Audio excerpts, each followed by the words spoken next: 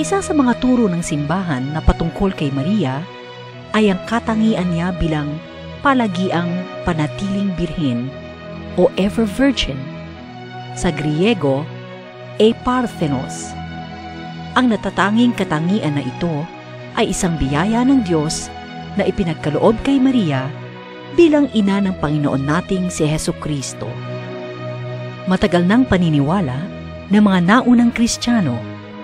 Unang sinaad ang ganitong pananalita noong taong 553. Isinasaad dito na ang salita ng Diyos ay nagkatawang tao sa pamamagitan ng banal na ina ng Diyos at palagiang panatiling birhen o ever virgin na si Maria. Sa mata ng simbahang Katoliko, si Maria ay palagiang panatiling birhen. May tatlong bagay na sinasaad ang doktrinang ito.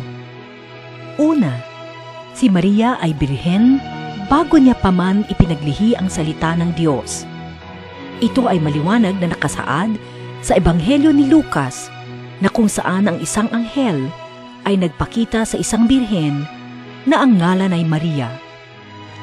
Ikalawa, siya ay nanatiling birhen noong panahon na dinadala niya sa kanyang sinapupunan si Jesus. At ang huli ay si Maria ay nanatiling birhen panghabang panahon pagkatapos niyang iniluwal si Hesukristo. Ayon sa ikalawang Konsilyo Vatikano, hindi nabawasan ang pagiging birhen ng ina ng Diyos sa kanyang milagrosong panganganak. Sa halip, lalo pa niya itong pinabanal. Ang biyayang ito ay naisakatuparan lamang sa kadahilanan na malayang inialay ni Maria ang kanyang sarili sa kalooban ng Panginoon.